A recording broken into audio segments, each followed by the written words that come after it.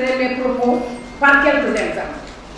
Participation aux manifestations organisées à l'UCAD, colloques, séminaires, rencontres diverses, organisation de conférences sur différents thèmes, remise de subventions aux associations des étudiants en situation de handicap, mais aussi aux étudiants diabétiques, drépanocytaires et prise en charge d'étudiants malades, entre autres actions. Très consciente de notre rôle de mère, d'éducatrice et surtout de responsable, nous participons également à la prise en charge des frais d'inscription d'étudiants nécessiteux. C'est une question d'équité sociale pour nous. Remise de dons de matériel de nettoiement et d'équipement médical à l'UCAD, ainsi que de matériel didactique aux étudiants non-voyants. Organisation de cérémonies de distinction des filles élites des 12 facultés et écoles de formation de l'UCAD, enfin des cérémonies de sargal aux membres de l'Africa. En termes de perspective, nous envisageons de réfléchir sur le développement d'un programme intégré pour l'amélioration des conditions de travail et de vie des étudiants non-voyants en situation de handicap et de contribuer à la création à l'UCAD d'une garderie d'enfants pour la communauté universitaire. Par la finalisation de nos accords avec l'IPRES, la finalisation de nos accords avec l'IPRES permettra aux retraités de prendre leurs soins à la clinique de l'université. Monsieur le représentant, son Excellence de Madame l'ambassadeur du Royaume des Pays-Bas, à l'instar du Sénégal, votre pays est un partenaire privilégié dans les relations diplomatiques internationales.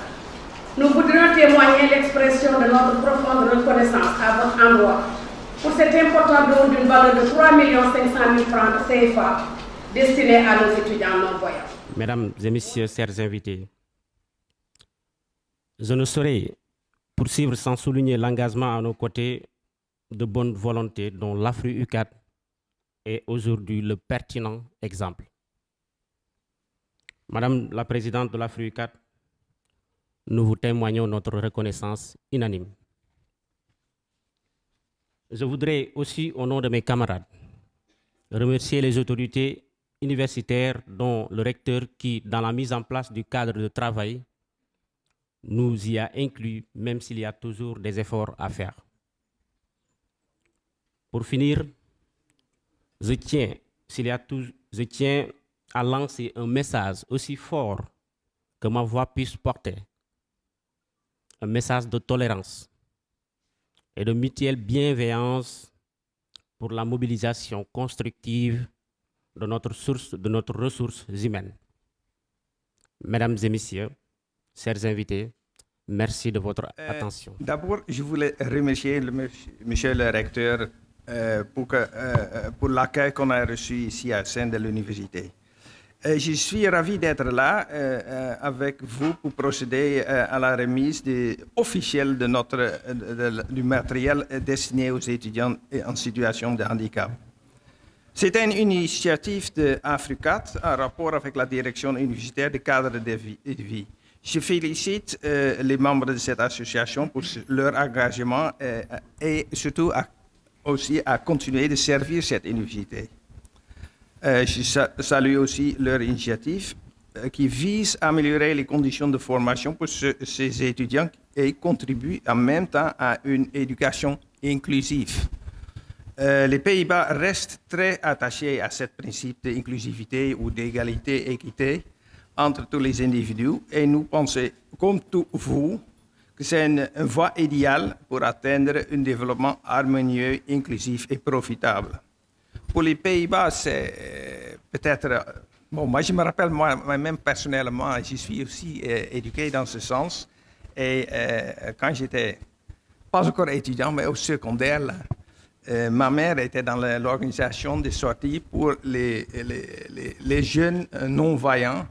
Et on circulait dans les week-ends avec les... Bon, vous connaissez les Pays-Bas, on a trop de vélos, beaucoup plus que vous. Et on circulait avec les tandems. Donc, quelqu'un qui voyait devant nous, avec quelqu'un non-voyant derrière. Donc, je suis déjà éduqué un peu dans ce sens que tout le monde peut contribuer et tout le monde a sa place dans la société. Et pour cela, quand on a reçu cette demande, on a trouvé ça très intéressant pour appuyer et ça rentrait dans nos objectifs.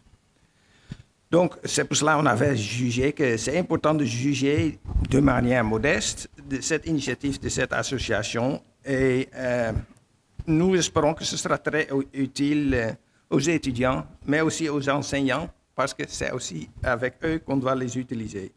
Je suis particulièrement heureuse et honorée de prendre part à cette cérémonie comme marraine ce matin.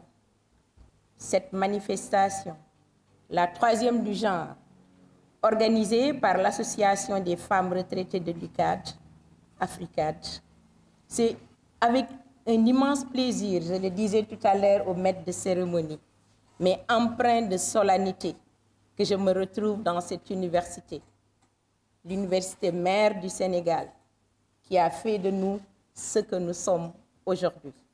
Et cette université qui nous inspire à tout moment dans notre mission au niveau de l'université du Sine Saloum, El Hadji Ibrahima Niass Hussein, qui est une université à vocation agricole, thématique implantée dans 3 régions administratives, à Kaolack, à Kaffrine et à Fatick. Cette initiative ce matin de remise de dons de matériel de production braille destiné aux étudiants non-voyants et de distinction des filles élites de l'UCAD. Et vous avez eu la gentillesse d'inclure la fille élite de notre université et à saluer, bien qu'ancrée dans votre agenda, chère madame. Comme vous le savez, le développement du capital humain hautement qualifié, capable de relever les défis actuels et de promouvoir l'innovation et la technologie est devenu une impérieuse nécessité. Ce capital humain doit refléter toutes les composantes de la société sénégalaise. Et c'est l'approche inclusive que vous avez adoptée. Le renforcement des capacités et l'amélioration de la qualité des institutions productrices de connaissances, d'enseignement et de formation sont devenus également des outils de plus en plus indispensables d'une croissance économique durable. L'Association des femmes retraitées de l'UCAD, ces braves dames, après chacune plusieurs décennies de loyaux services dans notre institution et ayant occupé des maillons importants dans la chaîne de transmission du savoir et de la formation des jeunes, continuent encore leur mission tout en prenant en compte cette impérieuse nécessité d'équité et d'égalité. C'est une action de haute portée sociale. La cible de cette année, juste pour rappel, concernant les non-voyants, ils sont estimés à plus de 39 millions à travers le monde. Et à côté, il y a 253 millions supplémentaires présentant une déficience visuelle. Et je sais que dans la salle, plusieurs d'entre nous font partie de ceux qui présentent une déficience visuelle. Donc, le braille est un moyen de communication considéré comme essentiel dans les domaines de l'éducation, de la liberté d'expression et d'opinion, de l'accès à l'information, mais surtout de l'inclusion sociale. Et c'est la raison pour laquelle l'Assemblée générale des Nations unies a décidé de proclamer la journée du 4 janvier comme la journée mondiale du braille. Et je suis sûre que nos universités vont célébrer cette journée du 4 janvier. L'Association des femmes retraitées sait que l'enseignement, la formation et la recherche sont un besoin vital pour toute nation qui aspire au progrès. C'est une vérité universelle qui porte sur les 3 piliers qui soutiennent la transformation positive de toute société. Le lien entre le développement du capital humain, avenir du travail, sciences, technologies, ingénierie et mathématiques est aujourd'hui un enjeu mondial qui revêt une importance capitale, particulièrement au niveau de notre continent africain. Et toutes ces filières figurent dans l'agenda 2063 de l'Union africaine. Et juste pour rappeler, l'astronaute américain Carl Edward Sagan disait que tout le monde est né scientifique. Chaque enfant, si vous le voyez, éprouve un sentiment d'émerveillement et d'admiration typique des scientifiques. Le problème, c'est la conservation de cet état d'esprit à l'âge adulte. Donc, une différence importante demeure toujours. Les filles sont toujours sous-représentées dans les sciences dites dures. Le plafond de verre, donc, est une réalité encore. Et quelques statistiques d'illustration. Parmi les chercheurs, seuls 29% sont des chercheuses. Parmi les femmes qui occupent de hautes responsabilités universitaires à travers le monde, seuls 11% sont des femmes. Parmi les Nobel, seuls 3% ont été décernés aux femmes. Les femmes restent encore sous-valorisées. Elles continuent à gagner moins et à être sous-représentées aux postes de responsabilité. C'est pourquoi nous voulons axer la deuxième partie de notre allocution à cette inégalité pour réfléchir ensemble avec vous sur le maintien des filles dans les filières scientifiques et dans la recherche scientifique pour un changement positif dans ces différents domaines. Des questions se posent toujours avec acuité. Que faire pour encourager les filles, particulièrement les lycéennes, à poursuivre... C'est toujours pour moi un très grand plaisir que de me retrouver dans ces espaces d'interaction avec les femmes retraitées d'Africad. Pour deux raisons.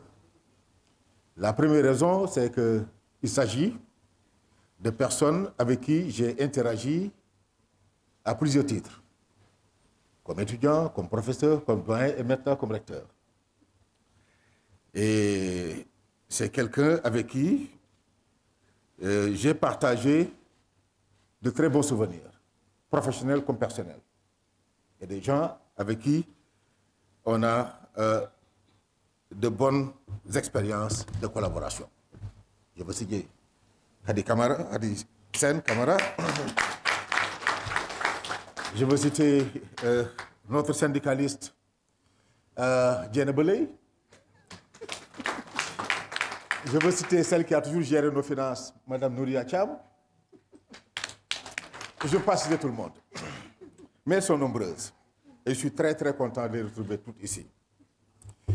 La deuxième raison de ma satisfaction à être là, c'est de célébrer avec tout le monde la contribution qu'elle continue d'apporter à l'édification d'une université rayonnante, malgré le fait qu'elles sont toutes à la retraite présentement. Et ce n'est pas la cérémonie d'aujourd'hui qui m'amène à dire ça. L'association a eu à poser beaucoup d'actes depuis sa création en 2014.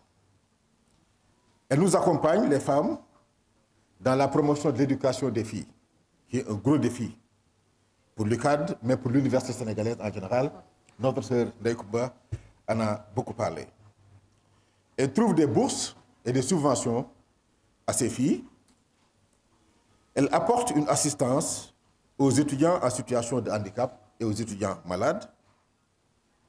Elle mène beaucoup d'activités, comme par exemple la distinction qu'elles ont apportée aux filles élites de l'université en 2016, la remise en 2019 de matériel braille aux étudiants non-voyants et la remise ce jour de matériel performant en vue de l'équipement d'une cellule de production braille. Je voudrais également joindre ma voix à celle de Madame la rectrice pour remercier tous les partenaires de Africad, en particulier l'ambassade des Pays-Bas, pour leur généreux concours aux actions humanitaires des femmes. Je voudrais aussi me féliciter dans le choix qui a été porté sur la personne de la marraine, Madame la rectrice Ndaïkouba Touré Kane. Je me retrouve totalement dans ce choix des femmes d'Africad. Je crois que Madame la rectrice est un modèle à donner à nos étudiantes. Elle est scientifique, ça tout le monde le connaît. Elle est scientifique émérite, je devrais dire, mais également elle est engagée pour tout ce qui concerne la société.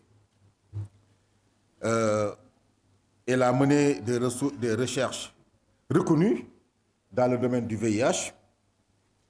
Elle est très active au niveau de l'IRSF, que tout le monde connaît, et elle a joué un rôle extrêmement important dans la gestion de la COVID-19 au Sénégal. Donc vous conviendrez avec moi, par-delà tout ce qui a été dit, que le choix ne pouvait être meilleur que celui de Madame la rectrice Kane. Je ne voudrais pas être long, juste réitérer nos remerciements aux femmes de l'Africade et les exhorter à continuer leur action de bienfaisance à l'endroit de la société et à l'endroit de l'UCAD et de ses différents segments.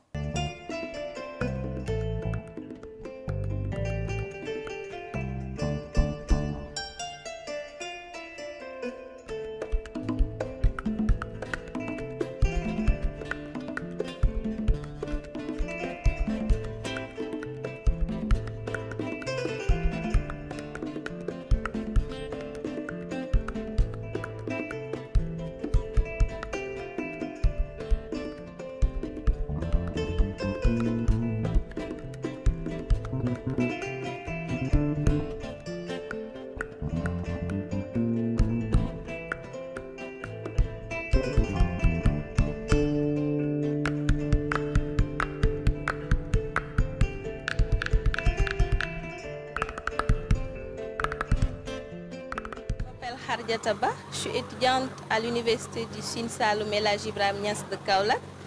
Je suis de l'UFR Sciences fondamentales et de l'ingénieur. J'ai fait une licence professionnelle en aménagement hydro-agricole, système d'irrigation hydraulique et assainissement. Actuellement, je suis en master à l'école polytechnique de Thiès. Aujourd'hui, j'ai été sélectionnée parmi les étudiantes de l'ISEN comme meilleure étudiante et on m'a décerné le prix de meilleure étudiante de l'ISEN. Je remercie d'abord Madame la rectrice, je remercie tout le corps professoral de l'ISEN. Mention spéciale à M. Mohamed Ndiaye, chef de département, et au professeur Sen, directeur de l'UFR. Je remercie aussi mes promotionnaires, spécialement Rokaya Khatsira. Elles m'ont aidé. Le début n'était pas facile, mais je me suis fixé des objectifs. Je me suis dit que je me suis armée de courage, surtout de courage, parce que ça était vraiment difficile, les conditions sociales n'étaient pas réunies. Je ne m'adaptais pas facilement, mais bon, au finish, je suis arrivée. Alhamdulillah, je suis diplômée d'une licence, sanctionnée d'une mention bien. Aussi, j'exhorte à toutes les étudiantes de l'ISEN de s'armer de courage, d'être persévérantes et de fixer toujours l'excellence et de se donner les moyens d'y arriver. J'ai dit ce diplôme à mon papa parce qu'au début, ça a été vraiment difficile pour moi, mais en étant à Ficelle, il m'écrivait des lettres parce que malheureusement, il est malade, mais quand même, il m'écrivait des lettres en me disant d'être courageuse. Et le chemin est long, mais je peux y arriver.